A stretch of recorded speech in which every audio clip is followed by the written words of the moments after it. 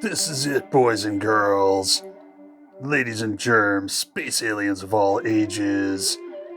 Probably the biggest set I'm gonna build this year.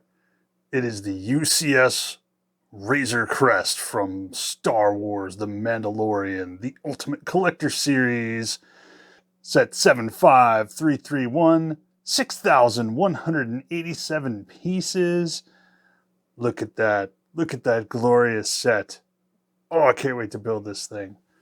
All right, let's check out what we got here.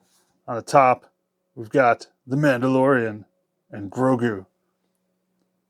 And then we've got that blue alien from the first episode. And I have spoken. I have spoken. So what we got on the side. Oh, this is a big box. Let's turn this around. We can see the set. You see the minifigures and the set plaque. There's some scenes from the television show The Mandalorian and some more pictures of the set, the measurements. So it's going to be 28 inches long and 9.5 inches tall. It's going to be a big girl. It's going to be a big set. All right, let's build this thing. Let's see what's inside here. All right, so inside the main box, we've got two smaller boxes. So we've got box 1 and box 2. So check that out. It looks like it's some artwork from the TV show development. So we've got a picture of the Razor Crest here. We've got the Razor Crest in the background with Mandalorian and Grogu. But it's not just on the front. If you turn these things around, oh, there's more art on the back. That's pretty cool. So on the second one, if we turn this around, get some more art on the back of that one. That's awesome. All right, so opening up box 1, it looks like we've got two cardboard things of instructions. And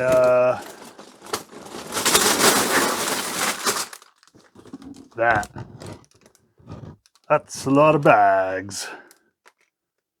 All right, and this is the first instruction book. So these are yellow. That's interesting. They're not white.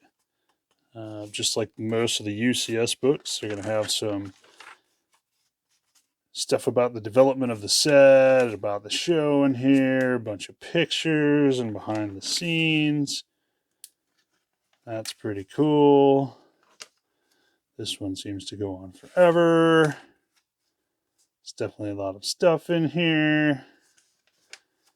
All right, and then we get into the main book, and the pages are actually gray. That's pretty cool. Don't have the progress bar on the bottom. They seem to leave that off in the bigger, more expensive sets. All right, let's start building this thing. Box 2.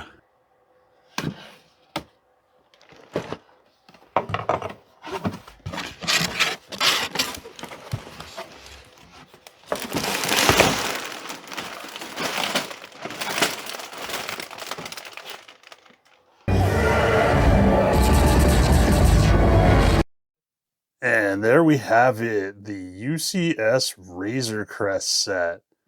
Look at that thing.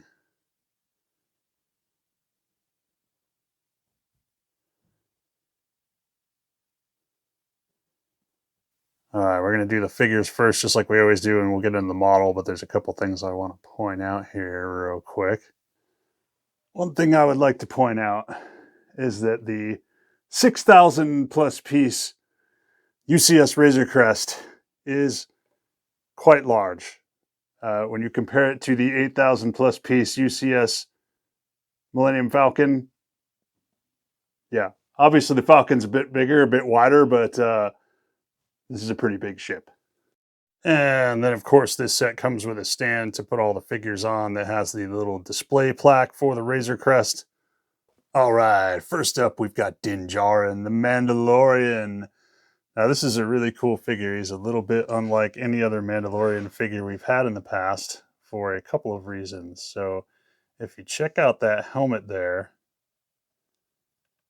you can see they have the really deep cut-ins on the helmet on the front there that's sort of reminiscent of the very first Mandalorian action figure or minifigure we got. This guy right here that came with the non-UCS Razor Crest set. He's got that very deep cut in on the helmet as well, and the shiny Beskar color. However, you can see on this new figure, he is printed on the arms, while the old figure just has plain brown arms. They both have the same color cape. Both have a similar print on the body and the legs. This one does not feature any side printing. This one has side printing on the arms. See, he's got side printing on the other arm as well. We spin him around, he's printed on the back. Again, very similar to the first version of this figure. Colors are maybe a little darker. Other than that, same kind of figure. However, what really sets this Mandalorian apart from the other Mandalorian minifigures, you'll remember the old school Mandalorian figure has no face. It's just a black headpiece underneath there. The newer Mandalorian figures have the Beskar armor and a jetpack, which they should have a cloak too, but whatever. But these guys also don't have a face. And arguably the older helmet is way better looking, or the one from the UCS. This is the least good looking helmet they've put on him so far. But the great thing about the new Mandalorian figure, he's got a face. And they even made it look somewhat like Pedro Pascal. How cool is that? Now, I'd argue, and there are a couple things about this set that bother me. One of them is that this is the Razor Crest. This is a ship that was used through 1.5 seasons of The Mandalorian before it was gone. And Din Djarin only looks like this in the first 2 episodes before he gets his full set of Beskar armor in the 3rd episode. So it's kind of wacky to give us the Mandalorian in a way that he only looked in the very first 2 episodes of the series. But, you know, that little complaint aside, this is a fantastic minifigure for the Mandalorian. It's the best one we've gotten. But it is kind of weird to give us his face, considering we didn't even see that until near the end of season 2. But as far as this minifigure, it's good. It's just a weird inclusion in this set. Next up, we have Grogu in his pram. So this is the coolest version of the pram we've gotten so far. Actually, the only other version I know of that we've gotten of the pram is in the Advent calendar, the Lego Star Wars Advent calendar for 2021. So that's cool. We finally got a pram to put Baby Yoda or Grogu in. And then the figure itself is not really any different from any other version of Grogu that we've gotten. It's just a little potato sack Baby Yoda. There's Grogu. All right, and next up we have the Mythrol from the first episode and then an episode in season 2. It's the blue alien guy. He eventually uses the carbon freeze on. He's got some printing on the back and on the back of his head. I would argue that this probably could have been a molded head. It would have looked better than just a printed head. They've done a lot of molded heads for Star Wars aliens before. I don't know why they didn't do it on this one. He's an okay minifigure, but I feel like we'll get a better version or something in the future. He's kind of just a throwaway to stuff in this set, it seems like. And then the last real minifigure we got is Queel. I have spoken. I have spoken. Now, they did do a molded head for him, which is awesome. He's also got a little backpack there that covers up the printing on the back. I don't know why, if you're going to put a backpack on, they do printing on the back, but whatever. He's got his little tool to repair things. Queel. And then what's actually more of a microfighter build than a minifigure, it's the Blurg. And Queel can ride on the Blurg saddle. These are pretty cool looking. You can definitely tell what it's supposed to be. I like the little teeth that they've got in there. That's a fun little part of the build. I do feel it could have been like a molded figure, like the Dire Horse in the Avatar line, or like a Tauntaun or something, but it's fine as a minifigure build. You can definitely tell it's supposed to be a blurg. I have spoken. And then, of course, what you've all been waiting to see, the Razor Crest, the actual ship itself. Check this thing out. It's so big. How big is it, you ask? Well, let's compare, shall we? This is the UCS Razor Crest. This is the non-UCS Razor Crest. Quite a bit bigger. Let's put it over there. So we're doing a 1-for-1. It's a baby riding on mama's back. It's baby Razor Crest. Mando's gonna raise it to a full adult Razor Crest, like his old one. Yeah, it's quite a bit bigger. When you first start making the frame, you're like, oh wow, this doesn't look much bigger. And if I can turn this, we'll have to pick up the camera here. You'll notice the cockpit is actually not much wider on the UCS than it is on the old Razor Crest. So when you're building it, you're like, wow, this isn't much bigger. But then you actually get past the frame, you're like, oh, nope, just kidding. It's a lot bigger. All right, we're going to try and give you some views of this thing from different angles. So this is the front of the Razor Crest. We've got the cannons and the cockpit canopy here. And if we come up over the top, you can see that glass canopy piece there. It's actually a bunch of pieces put together.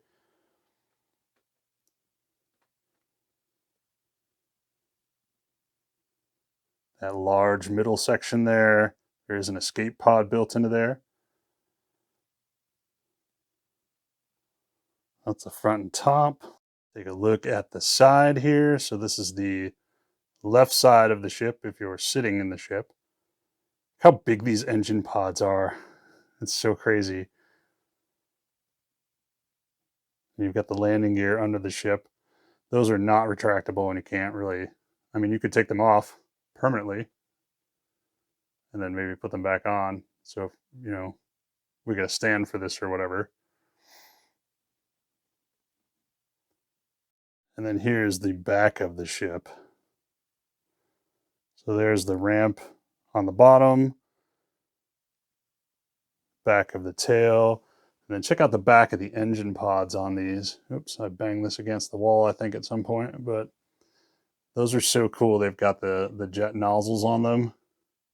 And then you've got the colored clear piece in there for the engine exhaust. That looks amazing. All right, let's take some pieces off and show you what it looks like. Actually, before we do that, let me show you what these side ramps look like. These are one on both sides at the front.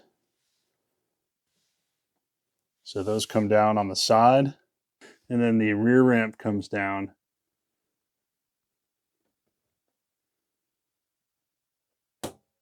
And these hydraulic looking pieces on here hold it up and down. So that's really cool. So this whole section just lifts off. You can see that there's two curved pieces and then a middle piece with some glass pieces in the middle holding them together, and some of those glass looking pieces here as well. That's pretty cool. So unlike the other version of the Razor Crest, this one does have Din Djarin's seat here. And it does have two seats behind him, just like the actual Razor Crest.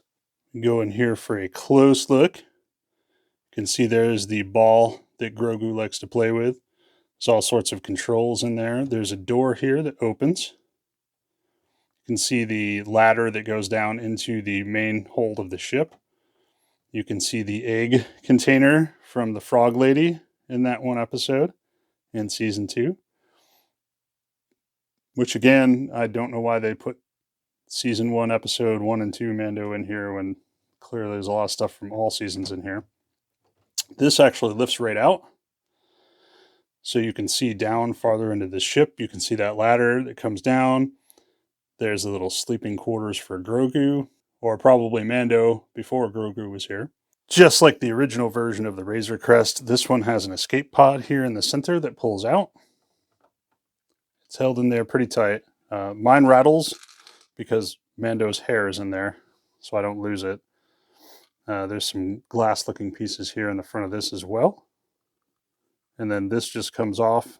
It's only held on by one stud, and there's room in there for a figure to escape.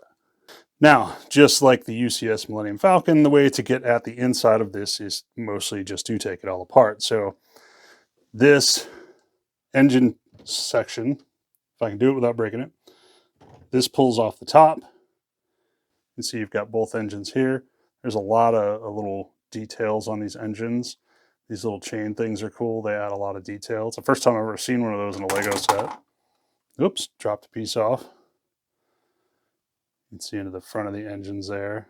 That's super cool looking. And this piece in front of the engines just lifts off. This also has the kind of collar pieces there in front of the engine parts, in front of the pods, I guess, the wing part. This part lifts off. And then the whole tail section lifts off as well.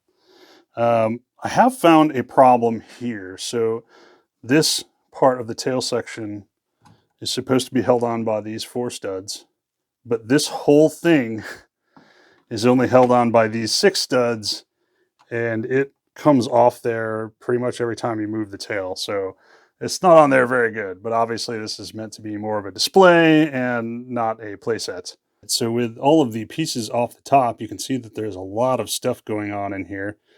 So to start off on this side, we have the little chamber where they carbon freeze people. And then we have 2 of the carbon frozen prisoners from the first episodes in here hanging. So you've got this guy, and you've got a Rhodian. That's pretty cool. There's weapons hanging all over the inside of the ship. There's a cool little power looking box down here that is attached via that power cable to the side on the inside. And actually, if we pull up Mando's bed, which is only just slipped in there, or I'll pull it apart.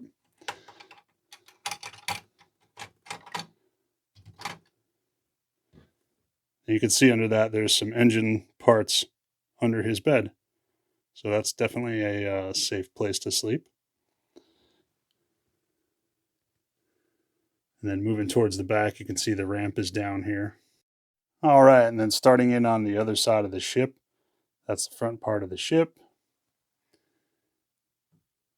This is the weapons closet that the Mithril opens, and also the Devonian in the one episode with Bill Burr. If I can get it open, I guess I'll just pull it out. It's only held on by 2 studs. If you open that up, that's got all his weapons in there from the show. You can see we've got Boba Fett's armor mounted on the wall in there, which also makes this confusing because if that's true, then Mando should definitely have his Beskar armor on. If you look at the floor in here, this is atypical of even the Lego UCS sets. They've gone really smooth floored in a lot of this, whereas typically they've got a lot of studs on the floor for Lego.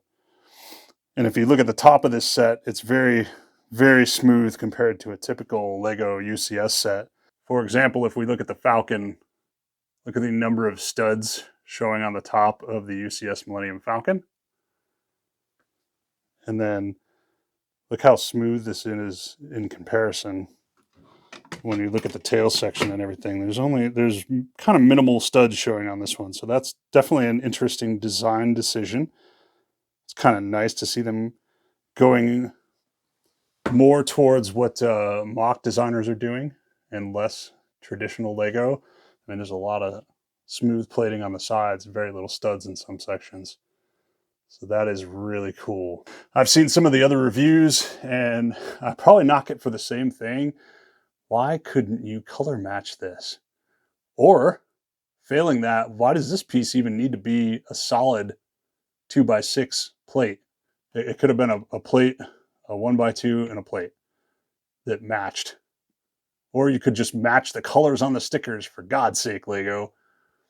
Sometimes it just feels like you cheap out just to be cheap, just so you can make another $600 version of this in 5 years and sell it to the same people who bought the first one. But other than that, I mean, look at the cannons on this, how detailed they are. There's just a lot of detail in this. It's a really, really great model. I love the landing gear on this. Those are super cool. You got the one in the front and then one on each side. This is a whole build, just putting this plating around the landing gear once you get it on there. Razor Crest, M111. Come in, Razor Crest. Do you copy?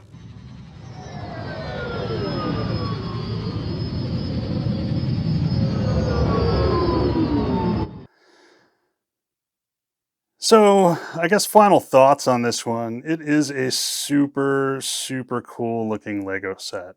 It is a lot of pieces. It took me just about 2 weeks working a couple hours a night rewatching episodes of The Mandalorian while I was putting it together to get it finished. So you do get a lot of building value out of the amount of pieces in it. Like I said, I just have some minor complaints about it. I question the inclusion of the first 2 episode Mandalorian armor. They probably should have just put his other armor in there or given you both.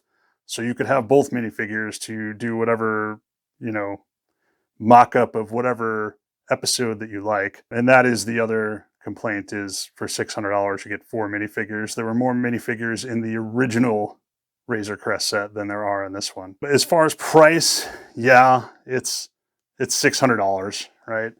That is quite expensive, especially considering we just got the UCS AT-AT set. So there is that. But at the end of the day, you are getting a lot of Lego pieces, and it pretty much is in that sweet spot of around 10 cents per piece for this set. So is it worth $600? That's kind of up to you. I'm a huge Mandalorian fan. I'm a pretty big Lego Star Wars fan, so this set is kind of a no-brainer for me. If you don't have an extra $600, if you aren't as far along in your career and you don't make as much money, maybe stick with the smaller set because that one's pretty cool too, and you do get more minifigures. And it's still a representation of the Lego Crest, or the Lego Crest. It's still a representation of the Razor Crest in Lego form. So there's that. But yeah, I think at the end of the day, if you've got the money, this one's definitely worth it. It is super cool. Because again, I don't think the $800 Millennium Falcon is worth it with the terrible engine design that they had. And they just got some problems with that. For $800, I would have been mad if I'd have bought that one. But this one is fantastic. The design on this is great. These engine pods alone, these are so cool. And I love the way that they did the jet exhaust on the back. Those are so cool looking. So, yeah, I think this is a great set. It just has some minor flaws, like most Lego sets. But I would definitely, if you have the money, I would definitely pull the trigger. This is a good one. All right, guys, that's it. That's all I've got for you today. Once again, my name is Jay. This is 7 Star Bricks. Go ahead, give us a like and subscribe if you don't mind. Leave a comment down below. I have spoken.